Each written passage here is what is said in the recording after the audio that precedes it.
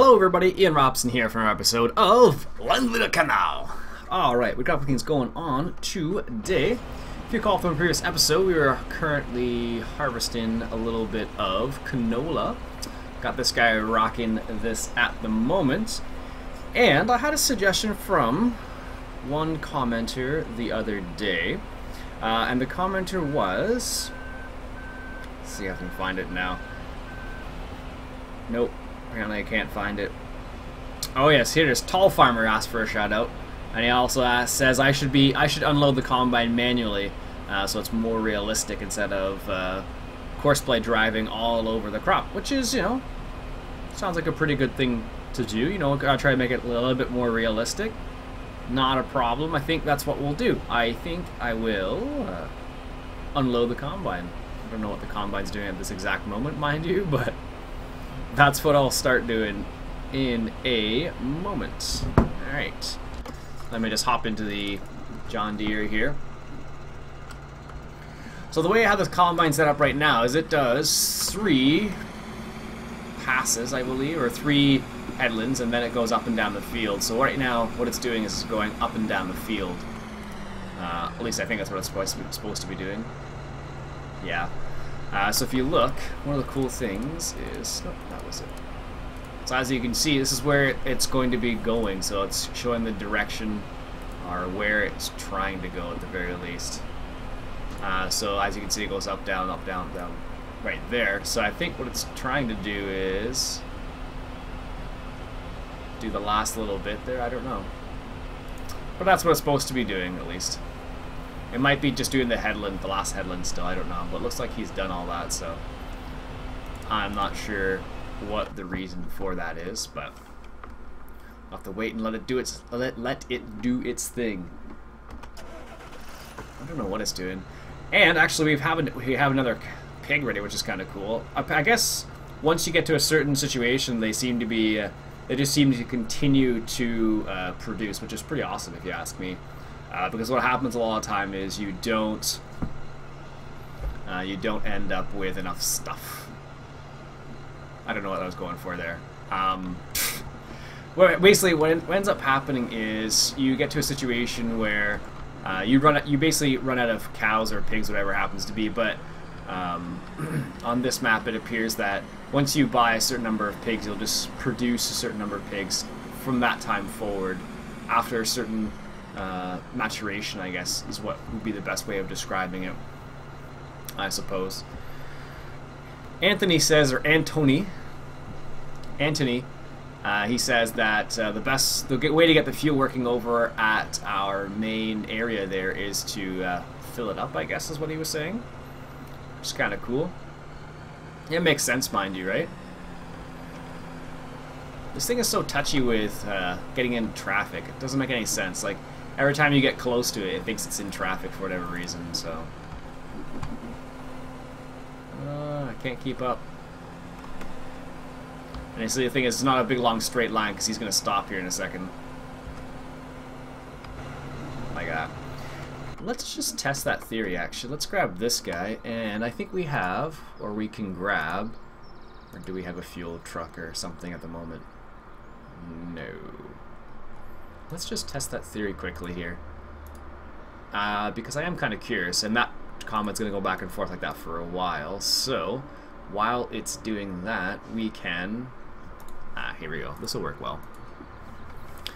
Let's just grab that from the shop quickly, because we need to go in that direction anyways to get the fuel anyways, so... It's not a big deal. So what we're going to try is we're going to try and fill up the fuel here, which makes sense. It'd be cool if you could add like a milk type system, like a milk truck sort of idea. But instead of picking up milk, it drops off fuel, and then you pay for the fuel every month. That'd be kind of a cool little feature. I don't think it would take very much to add it, I don't think. But I think that would be kind of a cool little feature if they were to add something like that. Just in my personal opinion, though. Let's go around the back, because it looks like it's there anyways. There we go, and there's the fuel station anyways, so I'm going to give this a go, see how it is. And we're also going to... we actually already have a... If you remember from the last episode I mentioned about potentially doing a... It connects so much nicer on this. If you watch the Idaho series, you'll see that with the I think it's the F-150 or the old Ford truck, you'll see how that connects, and it's not the same way at all. It looks so much nicer on this. Alright, so let's go and try this right here. So first, let's refuel the tractor. And it shuts off at that time. And then we'll go from there. So, we want harvesters. So, where is it here? We need a sugar beet harvester.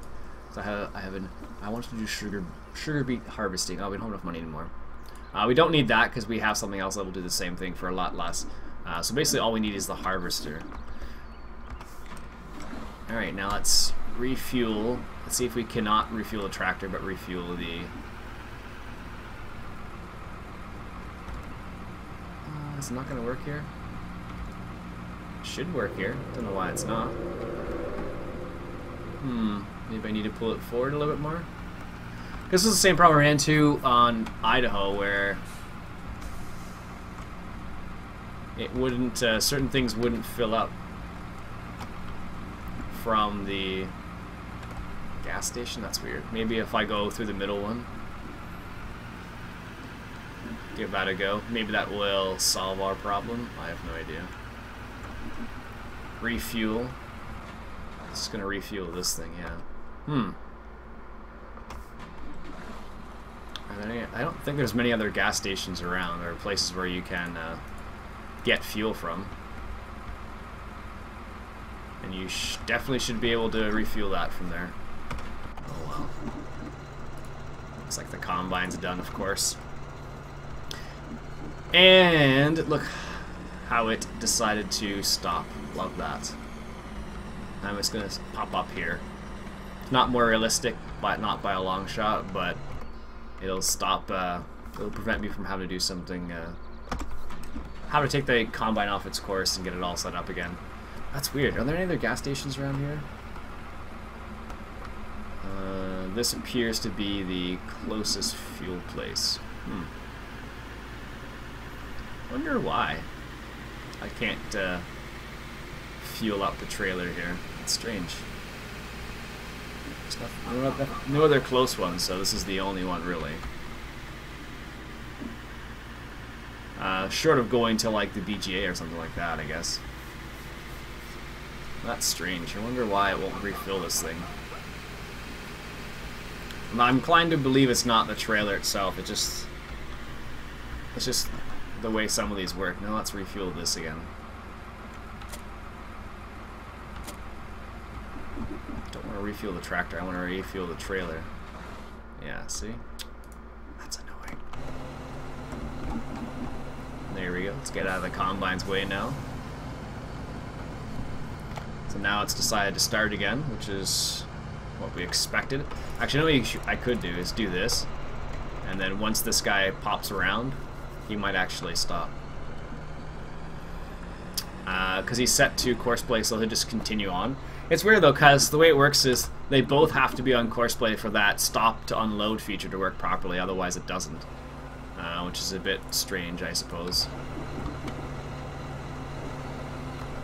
But apparently right now it's working. And I think the only reason why it does it like that is because either it's in traffic. Yes, like it is. That's fine. It's either in traffic usually, or it's because it's not with course play. I don't understand the reasons, but that's the way it is. Alright, get him to drive now. Get him to do that little course there. Is there anywhere else on the map where we could get fuel from? Because usually at fuel stations like this, trailers have no problem getting refueled at a gas station like this. Maybe because I'm not close enough, I don't know. No. Because if we look, we're definitely in the zone right there. So see this orange right here? That's the trigger point. So it should be fine, but apparently it's not. Yeah, there's no other real... Well, that's not going to work, I guess, then. It's worth a try. Wonder why that's the case. Must be only just certain trailers have a problem with it. I don't know. Let's see here. Yes, sell that. Wonder what the deal is with that. Anyways, let's take this back to the farm. Also, I haven't done this in a long time, but you can actually change the color of the animal hut up there. Should you choose. But I like it clear, or what are you going to call it, transparent. Alright, sweet. So, I will grab that John Deere in a second here. Gotta love how you can drive through some things. Definitely makes your life a lot easier. Alright, let's just back it up here.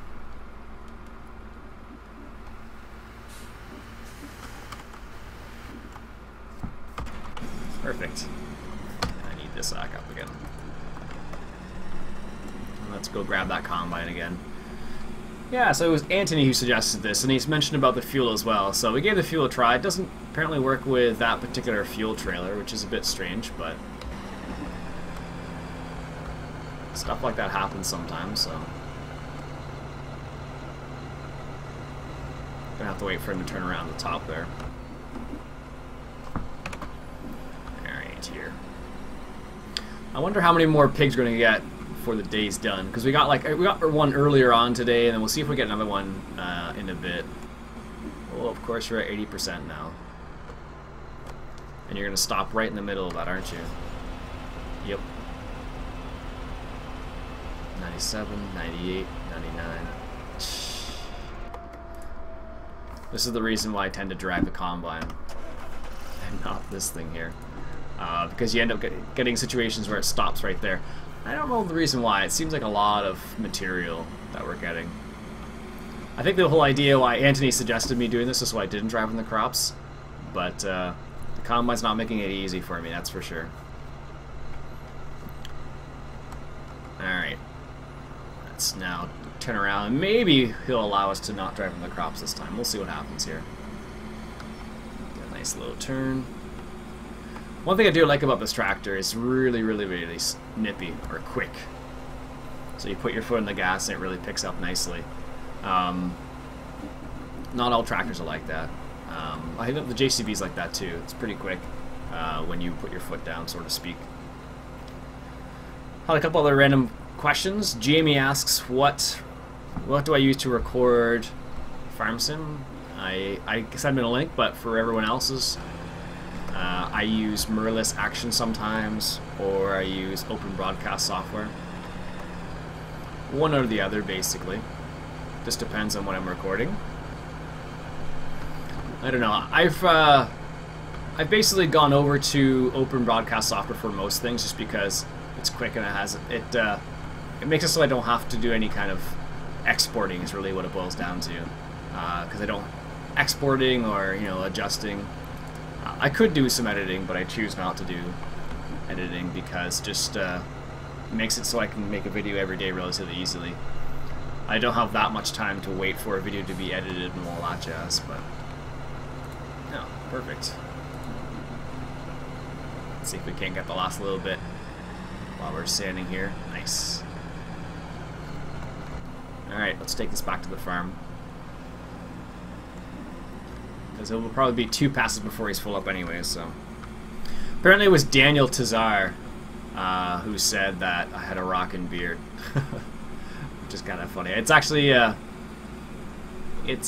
always makes me laugh, because some people just love the idea of having a beard, but they don't want to grow a beard. Sometimes everyone's a little different. Some people like it and have a beard, some people don't. Anyways, one way or the other, I suppose. Alright, here, let's do this. And see, it's funny, with Unimog I wouldn't be able to make this turn, and I still won't be able to make it. Oh, nope, there we go. That was pretty slick, actually. Yeah, with Unimog, that thing would never have made that turn, just because it's got such a ridiculous turning radius on it. So I'm happy I sold it. That's what it boils down to there. Ross was asking whether or not he wants me to, if I would like him to record some footage or some video of his family doing harvesting corn. And I said that'd be pretty cool. I can't say I've seen much of that because my in-laws don't raise any corn at all, or don't plant any corn. Although it is interesting, I was reading the Farmer's Forum the other day, and the guy in the Farmer's Forum, he managed to forward contract his corn 2 years ago at $7.30 a bushel. And to give you an idea of how much it is right now, at the moment I think corn's at $3 or something a bushel. So he's making a killing on that. But that's all comes down to your marketing plan and whatnot, right? If those people are, if you know what I'm talking about. So yeah, it all comes down to their marketing plan and how they have it set up. And it's pretty impressive how some people can manage to get, you know, $7 bushel and other people can't, right? So I think it's awesome. But it all comes down to, you know, proper planning a lot of the time. Philip asked, I think I went through some of these already. Yeah, I think all the other ones I think I've been through already. Anyhow, let's move out of this combine's way so it can do its thing. So what we're going to do also is, before I forget about it, let's just buy field 44, because that's a nice straight field for sugar beets. It's got a bit of a hill, but it's not too bad. So 44. So we're going to buy that, 57,000, and then we're going to use it for sugar beets, because it is a nice style of field, I should say. So what we could do, what's the price of canola at the moment? Oops. 681.